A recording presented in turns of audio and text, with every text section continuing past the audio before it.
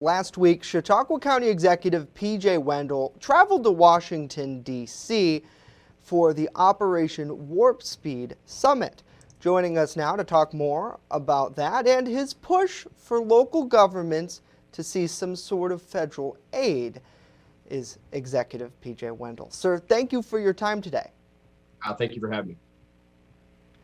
First off, did you get a chance to speak with leaders there in Washington, and what was that about? What was the discussion? Well, the first part was the Operation Warp Speed Summit. There were 9 elected officials nationwide who were there in attendance, from Colorado to Florida, Tennessee, Texas, Georgia. So, as stated by the Deputy Chief of Staff, this is federally recognized, state managed, but locally executed. And locally is the counties. They were very thankful that county representatives were there, able to understand what's happening with Operation Warp Speed and the vaccination process throughout the United States. Monumental. It's the largest thing we've undertaken since World War II. The other part was, later also meeting with Congressman Reed and discussing, what's happening right now on Capitol Hill with the relief package. A lot of urgency to help local governments, counties especially, in getting that aid to us, not filtering it from the state to us. That's what's really important with this. And as the county executives across the state, we all said this the same unanimously, that the aid needs to go from the Treasury to the counties, not to be, left in the state's, ability to, disperse that as well. So it's really important that money gets to us where it's most needed. Yeah, I know last time that there was funding. You see states like New York, an example, that will hold on to it and distribute it in their own way. For you and for the county budget team, as you've already been planning for next year, and there's still so much uncertainty amid the loss of sales tax revenue because people maybe aren't going out like they used to, or they're shopping in different ways. How important is it to have assistance to keep things running as we continue to move into next year? Well, it's very important. One of the things that, again, I take pride in the fact that our financial team made adjustments early on. So when we look at what has been happening, we are further ahead than others. I think it was stated sometime in the campaign, 13 other counties reacted before we did.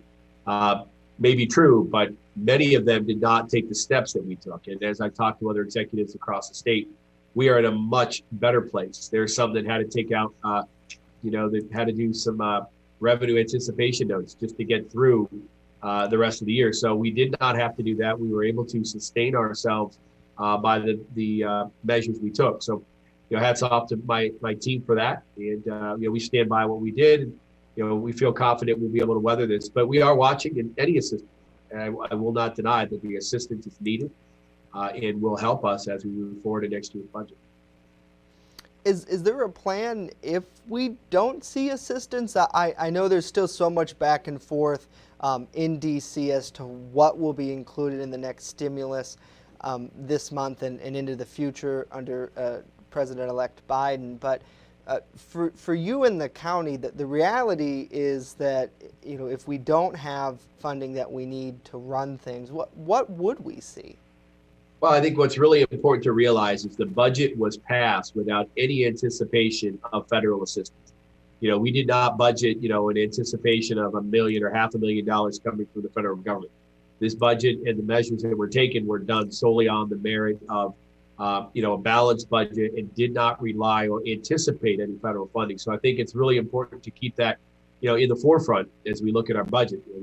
We're not sitting back saying, well, we need that $2 billion from the federal government to make this happen. We have and again, criticisms were made that, maybe we cut too much or we reduced too many things. We did that so we didn't have to rely on anything, and we hoping and praying that this, this relief package comes in a timely manner. Right now in Chautauqua County, anything we get will be used wisely.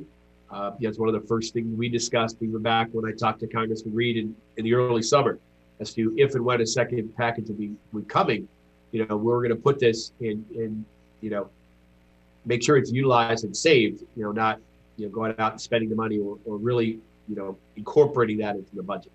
The budget team did a good job, and the legislature scrubbed that as well, and very confident in the budget that they put forward and I put forward as well. So we'll wait for 2021 to come and hopefully, better days, as the Goo Goo Dolls have said it. Yeah, and a big part of that is what we hear, the COVID-19 vaccine is the solution for many. What will that process look like here in Chautauqua County, and how soon are you told things could get underway? Well, we were notified yesterday that vaccines have started. I believe Brooks TLC system received vaccines yesterday, so they will start.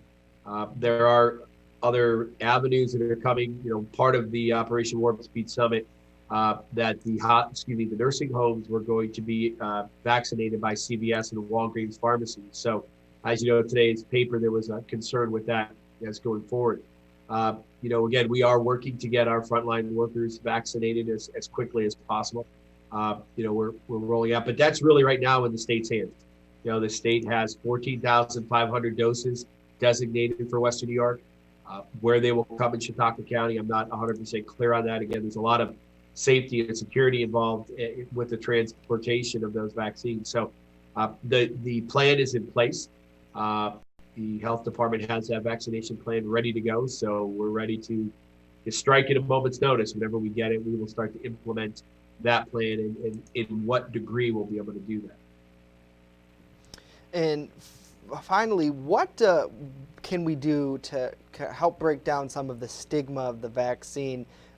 I know that I've talked to Director Schuyler in the last week who said that we're going to have to reach a percentage for herd immunity in order to start to see things like the masks go away and we can get large venues, concerts, things like that we've seen before. For you, is there any sort of plan in the county level to try to ease people's fears? Because we've had a lot of locals already say that they don't plan on getting it just because there's still so much unknown. Well, I know that's, there's a lot of question in that, Justin, and what's the right answer? That I don't know. Will I be getting the vaccine? Yes, I will. And I believe, my family will. We haven't really discussed it at length. But I feel confident that, yes, this may be pushed through quickly, but if you listen to Governor Cuomo, who, when this began and it was discussion of vaccine, said this vaccine will be vetted on top of what the federal government is doing by New York State. And the fact that Governor Cuomo has since taken a position now that we will embrace this vaccine when it comes out, I think lends a lot to his confidence in this vaccine. We can't speak to everyone. There's a lot of different philosophies about vaccinations and should they happen, should we get them and stuff. And that doesn't mean that once this has happened, once you get vaccine, you take your mask off and, it's, we're running through the grass in the summertime. We still have to focus on our efforts till that herd immunity is built. And we don't know when that's going to be. I have faith in the government and our process. Again, Dr. Starks was there. They spoke to the science behind the vaccination, the studies that have been going on. You're probably going to hear the negativity before you hear the positive, but at the end of the day, the vaccine has been deemed safe by the CDC and the FDA. And for it to get out to the populace is what needs to happen in order for us, one, to get to that herd immunity and get back to, the lifestyle we were used to. Yeah. Chautauqua County Executive P.J. Wendell joining us on the program today. Sir, thank you for your time. We appreciate the insight. Thank you, Justin.